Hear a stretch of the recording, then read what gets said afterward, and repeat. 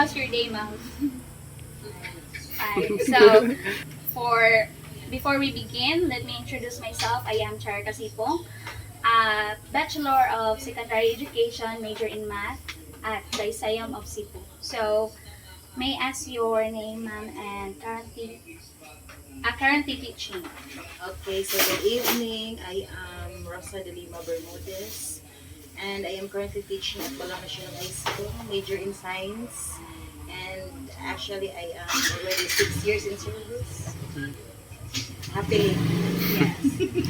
Okay, first and foremost, I want you to know, ma'am, that this interview is for educational purpose only.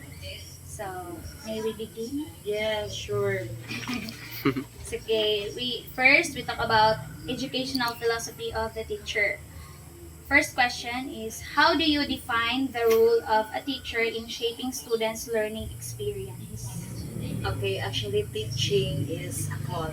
No, everyone can teach, but actually, um, ang pagtudlo mang good lisod, especially if you are not teacher by profession, though it's a calling, but you have um, to shape also yourself. That's the first role of being a teacher. So you have to first know yourself if you can teach, maka-teach ba you can effectively, efficiently, because if you are doubtful of yourself, then might as well kuan lang sa kanang practice lang sa nga mahimo gyud kang teacher gyud kay it is a calling, but you have to shape yourself first.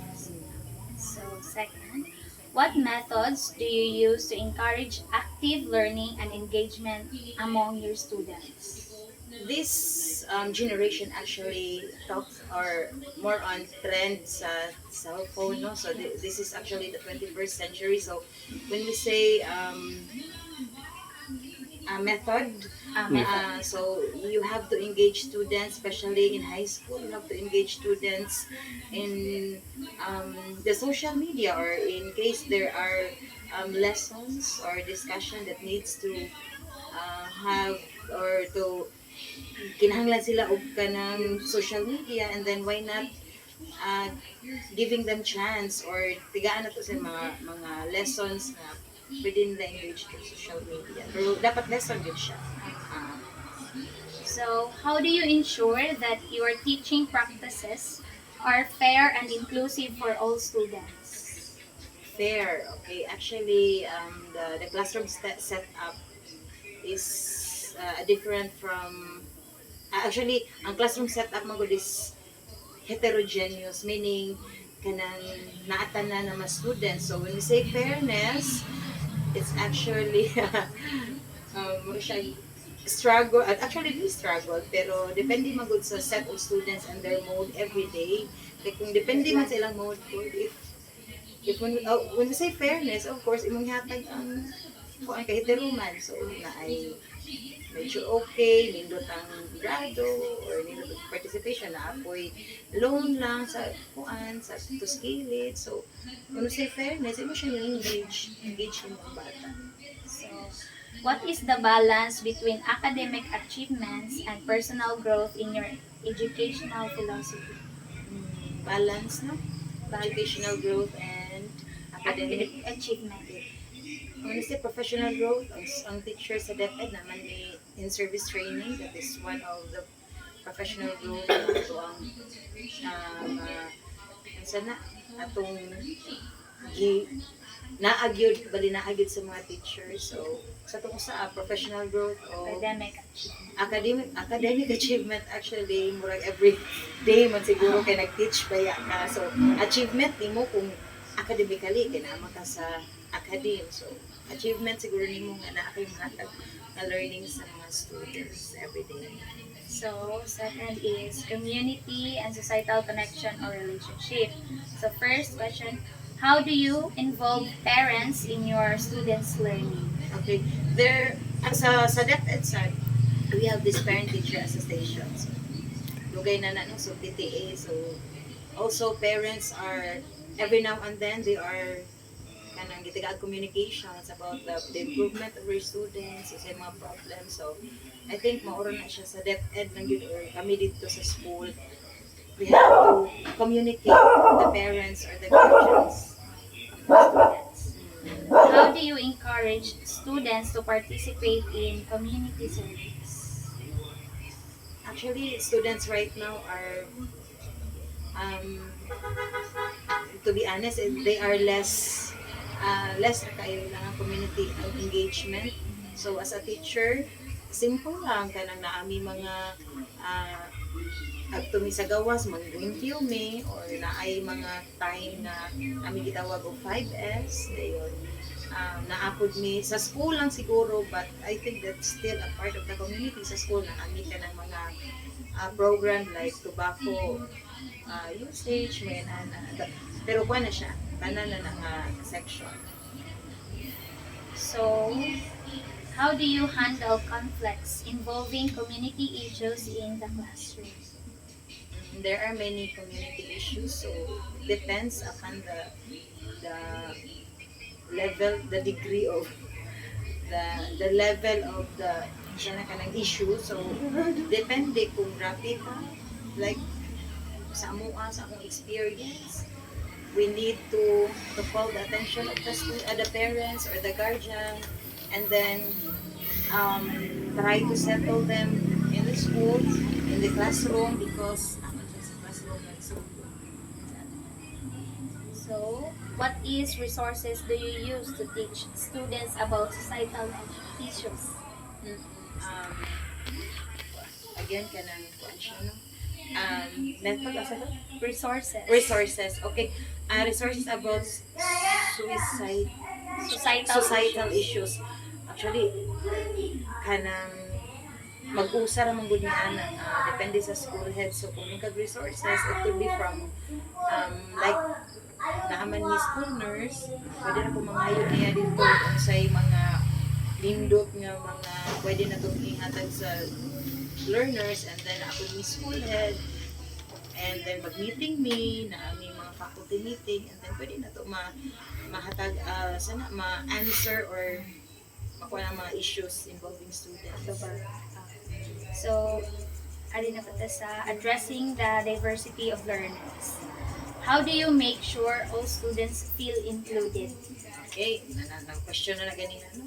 About fairness. So everyone really is included, depende na lang sa estudyante if they feel that they are included, because some of them kung anong yun, passive learners, meaning isa sa mo engage nila, dili sila mo participate, but still you have to motivate them every now and then if you can.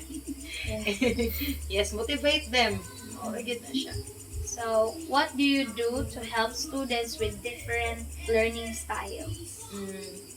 So again, sa classroom ang good is heterogeneous. So we have many trainings na like sa ako adang training sa INSET nga nag-focus on the different styles or the multi-intelligences sa mga learners. So if that learner cannot focus on the activities, and then you give her or him another activity that he can or he can participate or he can do.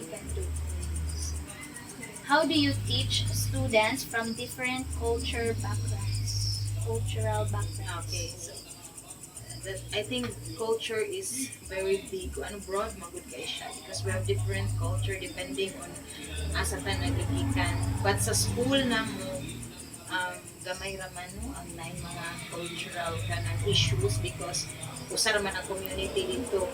Pero siguro kung naay usa, of course kuan gyud siya profiling, meaning you have to know the background of the students first gyud kung unsa siya kay lisod yun siya kung dili kay student ra pa karon kahibaw na kung sa mga suicide, sa anxiety, o sa stress, magpati niya nimong storya. Kasi ma-feel nila nga dislike included. Kay syempre ang culture nila. So, how do you handle conflicts related to cultural and linguistic differences? Okay, handling these learners actually in the real setup sa classroom is a challenge. Actually, na-ang experience about linguistic problem. Okay, ato lang specify nga linguistic man, so more or less dili kay siya literacy or numeracy less lang iyahan ko ano or unsa ba iyahang knowledge academically. So unsa may buhaton, sige gid mo follow up.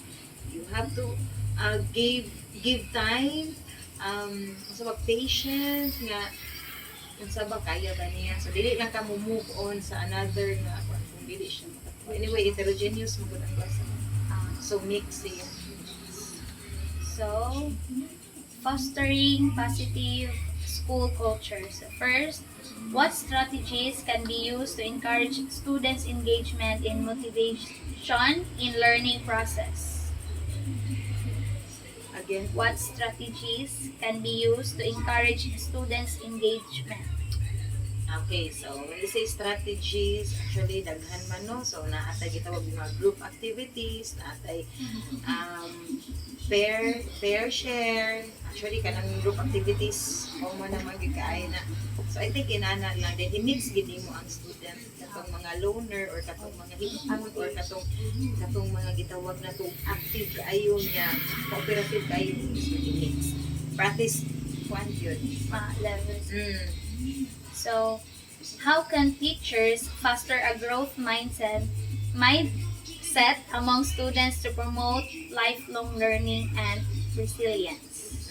Okay, actually preparing the students actually in the real setup or the real world, not just teach them academically. You have to prepare them on what is outside because mostly parents as of today are very busy in their pangwarata. So sometimes or most of the time rely na nila sa teacher.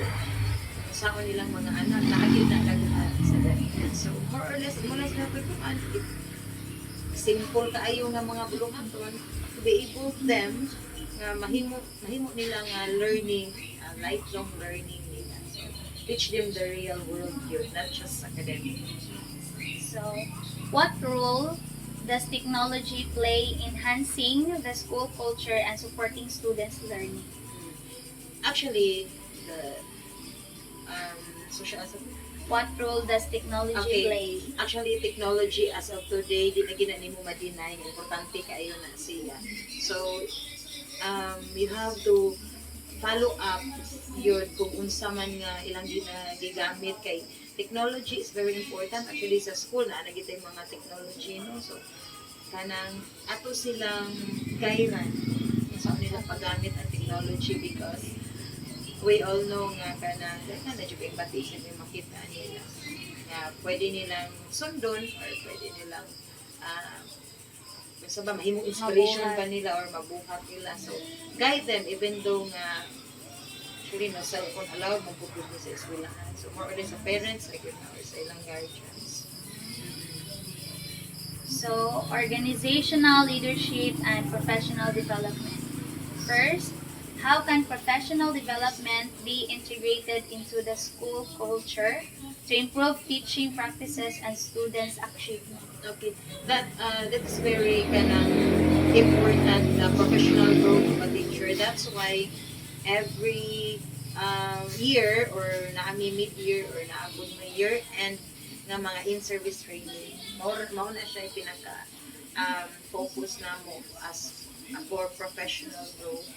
Yeah, since kay naaman na siya, i-apply na namo kay daghan man ni kay training man seminar, so we have to apply them during sa setup na sa classroom. Ibabalik naman. So, how can schools measure the impact of organizational leadership and professional development on students' outcomes? Of course, naaman tayo mga assessment, so evaluation sa mga students. So, makita sa din siya. It is evident if, of course, ang student or ang learner sa school, murabag mo grow pud sila in a way nga murag i-expect pud namo since naamay gitawag og kanang naamay gitawag og mga training sa teachers nga para mahatod mo sa student. So evident na siya kung imo gibuhat as a teacher or as head of the school.